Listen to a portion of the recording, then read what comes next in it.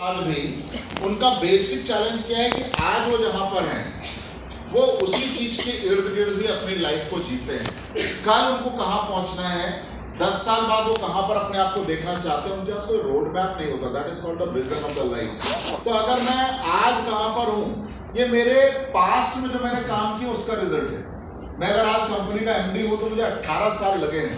तो 18 साल मैंने जो काम किया, 18 साल जो मैंने इन्वेस्टमेंट की इस कंपनी के साथ, उसका रिजल्ट है मैं यहाँ पर हूँ। 18 साल पहले मुझे पता नहीं था कि मैं यहाँ पर पहुंचूंगा, लेकिन 18 साल के अंदर एक चीज मुझे पता था कि भाई जो काम दिया गया है उस काम को आपको करना है। उसके अंदर आप जितना बेटर करेंगे वही आपको कल प्रोडक्टिव बनाएगा। क्योंकि बहुत सारे एस्टेट को लगता है सर मेरा तो 4 स्टेप हुआ है, मेरे तो 2 स्टेप है, आप बात करते हैं लाखों करोड़ों की, ये तो मेरे पास नहीं है। लेकिन आप किसी भी एसोसिएट की जर्नी को उठाएं, इंडिया के टॉप अचीवर हो, आपके आशीष सर हो या आपके कोई भी सीनियर यहाँ पर जो मौजूद है, अगर उनके पास कोई भी सक्सेस आज की डेट में है तो उसके पीछे था कि भैया 5 साल पहले उन्होंने क्या सोचा था, कहाँ टीम बनाएंगे, कैसे काम करेंगे। और धीरे धीरे जब वो बेसिक वर्क करना स्टार्ट किए तो फिर 1 step 2 step super smart silver gold platinum करते करते वो अपनी जर्नी में आगे चले गए। तो आप जहां पर आज हो वो आपके पास्ट का वर्क का रिजल्ट है। आप जहां पहुंचोगे वो अब आप किस तरह से काम करेंगे, किस तरह से प्लान करेंगे, वो आपको 5 साल के आगे की जर्नी पहुंचाएगा। तो हमारा एक सिंपल सा विजन था कि भारत को अगर बेहतर करना है तो सबसे इंपॉर्टेंट पार्ट है कि भारत के अंदर quality and technology oriented education को पहुंचाना पड़ेगा। मैंने जैसे कि आपको पहले ही बोला कि 23 साल पहले इंडिया का जो आईटी लिटरेसी रेट था वो 7% के आसपास था। यानी कि अगर 100 करोड़ मेरी पॉपुलेशन रही होगी उस समय तो मात्र 7 करोड़ ऐसे थे जो टेक्नोलॉजी से जुड़े हुए थे, टेक्नोलॉजी के बारे में कोई बात कर पाते थे या टेक्नोलॉजी का यूटिलाइजेशन कर पाते थे। तो ऐसे में हमारे पास एक बहुत बड़ा मार्केट था जहां पर हम अपने ब्रांड को पहुंचा पाए और इस बिजनेस के थ्रू लोगों के अंदर एजुकेशन को लेकर आ सके। और किसी भी सोसाइटी के लिए, कोई भी सोसाइटी हो, कोई भी फैमिली हो, अगर उसको ग्रो करना है तो उसके लिए जो सबसे इंपॉर्टेंट चीज है दैट इज एजुकेशन। एजुकेशन का रिप्लेसमेंट आज तक पैदा नहीं हुआ। यानी कि आपको जहां पर एजुकेशन की जरूरत है, जहां पर पैसे की जरूरत है, इन दोनों का रिप्लेसमेंट आपको पूरी दुनिया में कहीं पर दिखाई नहीं देगा।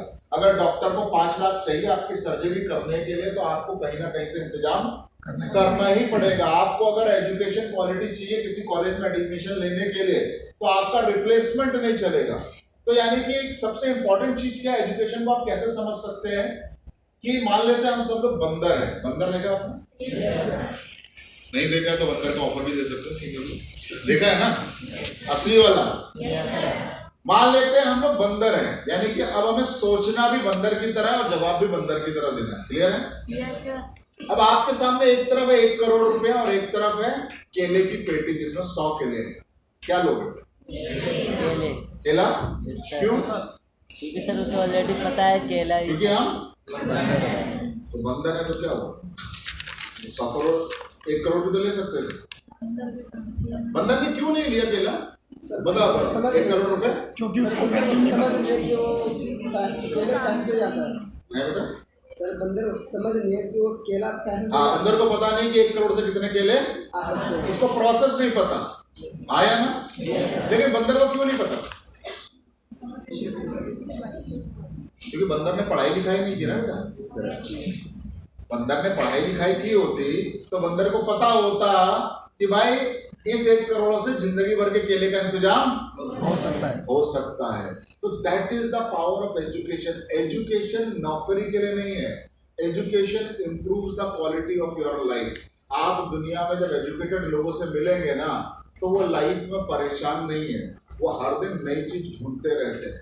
अगर उनकी लाइफ में 50 बार फेलियर भी आ जाते हैं तो उनको पता होता है इसका रीजन वो है, कोई और नहीं है। इंडिया में एक भयंकर प्रॉब्लम क्या हो गई कि हमारे गार्जियन को पता है कि पढ़ाई मतलब नौकरी, और जब तक आप इसी माइंड सेटअप से रहेंगे तो लाइफ में आप बड़े गोल अचीव नहीं कर पाएंगे। तो हम बार बार यही बोल रहे हैं और कई बार कई लोग आपकी तरह हैं, यानी कि कई लोग असली में बंदर हैं। स्मार्ट वैली जैसा करोड़ों का बिजनेस मिला है लेकिन 10,000 का केला उसको अच्छा लगा, नहीं लगता? सर 10,000 रुपए मिल रहे हैं, फोन ही नहीं उठा रहा सीनियर का। 5 दिन हो गए, राहुल सर फोन कर रहे हैं, अरे फोन लाइन उठा रहा भाई, सर नौकरी लग गई है, 10,000 स्मार्ट वैल्यू में तो 0 आ रहे थे। आपके साथ प्रॉब्लम क्या है कि लाइफ में you look forward for the temporary solution, यानी कि परमानेंट इलाज किसी को नहीं चाहिए। हमें टेम्परेरी भूख लगी तो ठेले पे गया, भाई चाउमीन बना दे, भाई ने मैदा भर लिया अंदर, बॉडी भी बोली भर तो बढ़िया लिया, पेट तो भर गया, लेकिन मैं बहुत परेशान हूं, वो बॉडी बोल नहीं पा रही आपसे। तो आप लाइफ में जब तक टेम्परेरी सॉल्यूशन ढूंढेंगे तब तक परमानेंट हैप्पीनेस नहीं आ सकती, तब तक परमानेंट।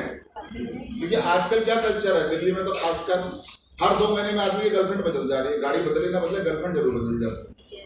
क्यों? क्योंकि उसका गर्लफ्रेंड बनाने का ऑब्जेक्टिव ही गलत है।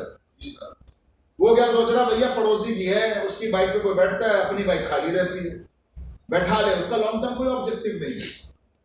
लॉन्ग टर्म की उससे शादी करनी है, लड़की अच्छी है, पढ़ने में अच्छी है, मेरे घर आएगी तो मेरे माँ बाप का ख्याल रखेगी, मेरी लाइफ बढ़िया होगी, ऐसा लाइफ पार्टनर काम करेगी। उसके लिए क्या है, मीन्स ऑफ एंटरटेनमेंट।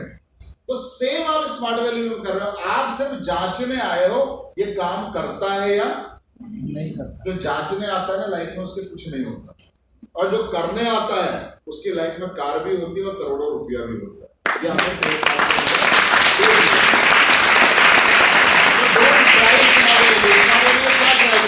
23 साल में उसकी सक्सेस की जर्नी, उसके सक्सेस के जो माइलस्टोन है वो पूरे इंडिया के अंदर है। आपको आज बताने की या मुझे इस जगह पर खड़े होकर बताने की जरूरत नहीं है कि हमने as a company, as a leadership, as a direct selling business के अंदर क्या क्या अचीव किया है। हमारे सारे माइलस्टोन आज ऑनलाइन अवेलेबल है। सक्सेस स्टोरी पूरे इंडिया के अंदर फैली हुई है। क्लियर हो पा रहा है? Yes sir. Vision should be a strong reason for your success. तो मेरा एक छोटा सा विजन था कि इंडिया को एम्पावर करना है, टेक्नोलॉजी से कनेक्ट करना है, और इसी सिलसिले में हमने 23 साल की जर्नी में 20 लाख स्टूडेंट को कंप्यूटर से कनेक्ट किया। हम 25 राज्यों तक पहुंचे और 1500 सेंटर का निर्माण किया। और 1500 सेंटर दिखाई देते हैं, लेकिन अगर आप टोटल देखेंगे तो इंडिया के अंदर मुझे लगता है हमने 10,000 से ज्यादा सेंटर बनाए होंगे, कई बंद हुए, बिजनेस इधर गया उधर गया, लेकिन इन टोटल अगर 10,000 सेंटर स्टैब्लिश करना, उनको रन करना, उनको सर्विस प्रोवाइड करना 23 साल में, ये अपने आप में ये केस स्टडी है। कई लोग बोलते हैं भाई आपकी टीम में कितने लोग हैं, लोगों को पता नहीं ये पेड़ में कितने लोग काम करते हैं। बोलते क्या इतने लोग 21 राज्य कैसे मैनेज कर लेते हैं? हमने कहा यही तो केस स्टडी है कि हम अकेले नहीं, 1 lakh associate, 2 lakh active associate काम कर रहे हैं पूरे इंडिया के अंदर, और ये मैन पावर को पता है ये सिस्टम चलता कैसे। यस या no? Yes sir. Your vision of life is very important. Proud moment की बात करें फ्रेंड्स, लाइफ के अंदर अगर ऐसे पल हो ना जो आपको किक दे, क्योंकि आपकी भाषा में थोड़ा बात करना पड़ता है, क्योंकि मैं इंडिया में अलग अलग जगह जाता हूँ तो मुझे भाषा ही बदलनी पड़ती है।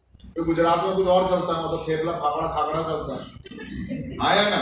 बंगाल में जाओ तो कुछ और चलता है, वहाँ मछली में ज्यादा लोग प्रेमी हैं। तो दिल्ली में क्या है, थोड़ा भाषा में किक चाहिए, लाइफ में सर किक नहीं मिल रहा है। तो भाई बाइक इतनी तेजी से चलता है जितने यमराज के साथ किक मिलती है। तो लाइफ में किक से ज्यादा इंपॉर्टेंट है सक्सेसफुल लोगों को मैंने जितना ऑब्जर्व किया है, नॉट अबाउट अगर मैं कंपनी में देखता हूँ या लीडरशिप में देखता हूँ या मैं आउटर वर्ल्ड में देखता हूँ, सक्सेसफुल लोगों को किक नहीं चाहिए होती लाइफ। वो किक के लिए काम नहीं करते, उनका विजन बहुत बड़ा होता। तो वो एक टाइम किक आने से, किक कैसा है कि जब जो किक के लिए काम करता है ना, मुझे क्या लगता है, अच्छा होने पर वो आकाश में पहुंच जाता है और बुरा होने पर वो पाताल में चला जाता है। यानी कि उसका दोनों चीजें एक्सट्रीम रहती है। जिस दिन अच्छा हुआ आ रहा है, भगवान तुमने तो फाड़ दिया, बहुत धन्यवाद भगवान।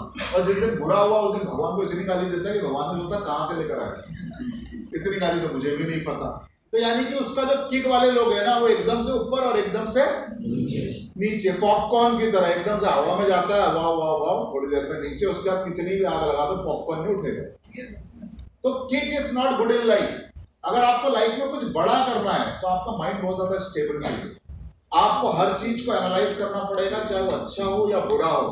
क्योंकि होता क्या है, जब हम बुरे दौर में होते हैं तो हम रॉन्ग डिसीजन ज्यादा लेते हैं। जब मेरा फेलियर का टाइम चलता है तो किसी की बात को भी लेकर कई ऐसे डिसीजन लेता हूं जो लाइफ में मुझे लॉन्ग टर्म बेनिफिट नहीं देते, मुझे पेन देते हैं। तो हमारे लाइफ में भी जो प्राउड मोमेंट आया उसमें 2 मोमेंट ऐसे थे जो आप जानते हैं सर्टिफिकेट के बारे में।